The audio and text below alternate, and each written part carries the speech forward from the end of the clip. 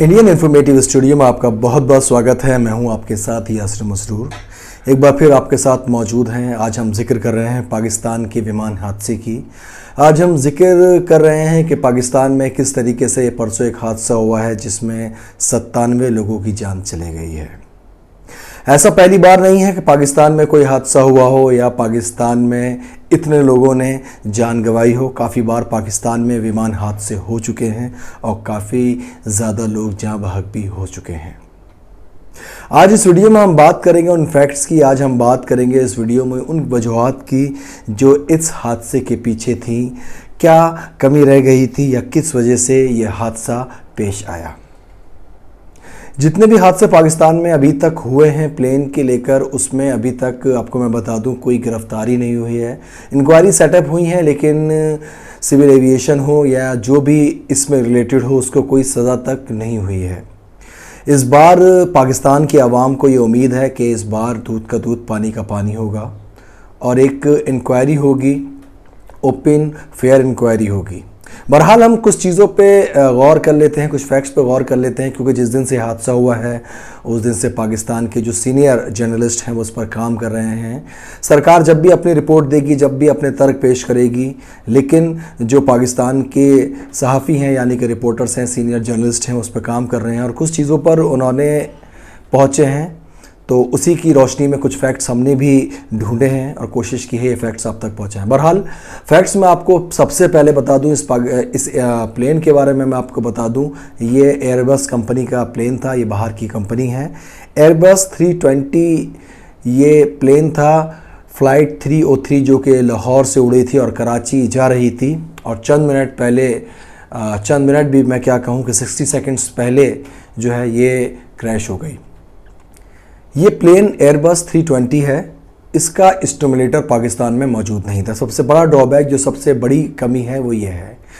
Stimulator मतलब कि कोई कार या जहाज़ या हेलीकॉप्टर कुछ भी चलाना सीखे जाता है तो एक नकली जहाज़ आप इसको मान लीजिए। नकली कारें भी होती हैं बहुत से मुल्कों में, लेकिन इसको नकली जहाज़ मान लीजिए। तो शीशे, मिरर्स, स्क्रीन्स लगे होते हैं तो उसमें बैठ के ऐसा मालूम देता है कि आप जैसे जहाज़ में ही बैठे हो, जहाज़ उड़ा रहे हो। तो उसमें पायलट्स जो हैं वो ट्रेनिंग लेते हैं। जब पायलट्स ट्रेनिंग ले लेते हैं, उसमें फ़िट हो जाते हैं, उसके बाद ही वो असल जहाज़ जो है उसको उड़ाते हैं। लेकिन पाकिस्तान में इस जहाज़ का कोई भी स्टिमुलेटर नहीं था, जबकि ये बहुत सेफेस्ट जहाज़ है।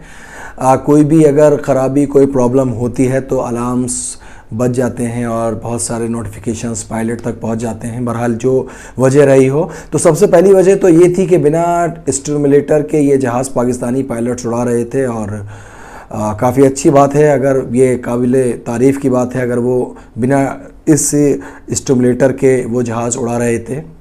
50 दिन बाद ये जहाज़ चला था। 50 दिन क्योंकि फ़्लाइटें बंद थी। हम जानते हैं कि पाकिस्तान में भी लॉकडाउन हुआ था, लेट लॉकडाउन था, लेकिन पाकिस्तान में भी लॉकडाउन चल रहा था। तो उसके बाद ये 50 दिन बाद उड़ा था। अब इसमें जो तीसरी इम्पॉर्टेंट चीज़ है, अगर कोई भी जहाज़ लैंड कर रहा होता है तो SOPs होती हैं। वैसे तो SOPs हर चीज़ की होती हैं, लेकिन लैंडिंग की भी अलग SOPs होती हैं कि कब लैंडिंग गेट्स खोलने हैं, कितनी फुट के बाद जो है वो परमिशन लेनी है एयर जो ट्रैफिक होता है कंट्रोल रूम।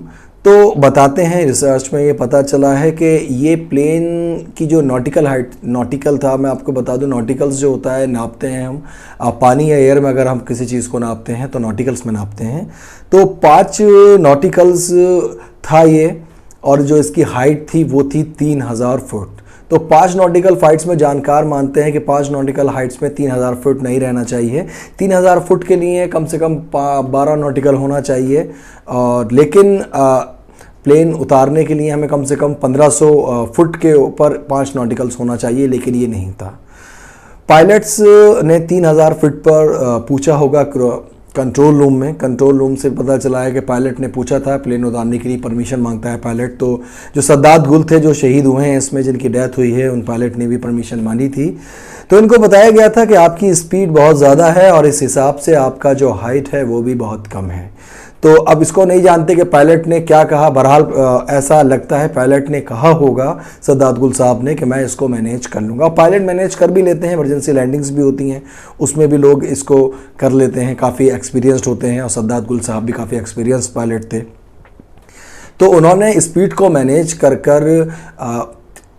एयरपोर्ट पर उतारने की कोशिश करी। अच्छा, कुछ मीडिया कर्मी या बता रहे हैं, और पाकिस्तान से भी कोई ऑफिशियल भी नहीं हुआ है, वो कह रहे हैं कि ये जो जहाज़ था वो रनवे पर आने से पहले ही क्रैश हो गया। लेकिन जो जानकारी हमें प्राप्त हुई हैं उन जानकारियों के मुताबिक ये प्लेन एक बार रनवे पे गया है। ये बहुत बड़ी बात मैं आपको बता रहा हूँ, और इस बात के पीछे सबूत भी है, वो मैं सबूत भी आपको बताऊँगा। और ये पाकिस्तानी मीडिया ने काफ़ी हद तक इसको जानने की कोशिश की है, और जिनको नहीं मालूम है वो भी इस हवाले से सुन लें कि पाकिस्तान ये जिना कॉलोनी के ऊपर गिरने से पहले, मॉडल कॉलोनी में गिरने से पहले ये जहाज़ जो था एक बार रनवे पे गया था। रनवे पे क्योंकि स्पीड ज़्यादा थी, जानकार मानते हैं कि शायद लैंडिंग गियर्स खोले नहीं खोले, ये पायलट से बेहतर कोई नहीं जान सकता उस वक़्त।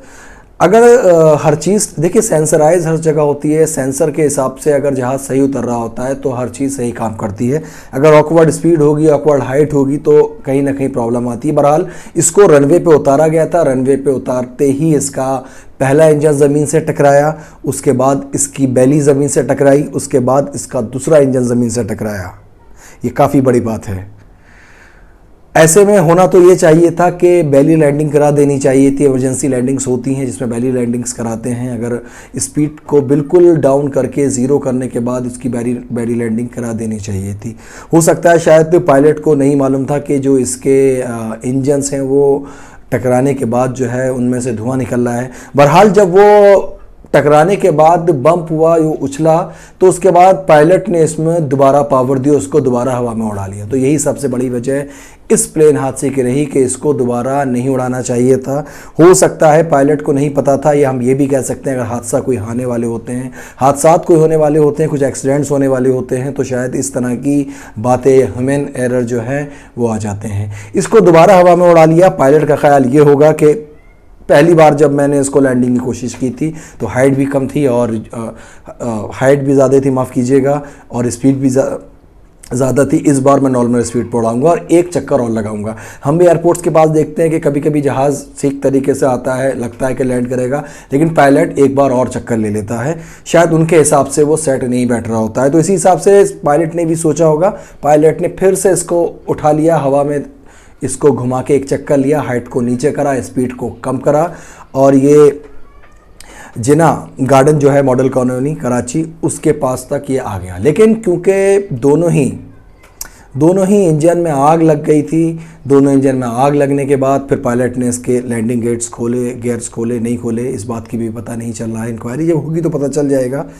लेकिन क्योंकि उसमें आग लग चुकी थी, इंजन ने अपना काम करना बंद कर दिया।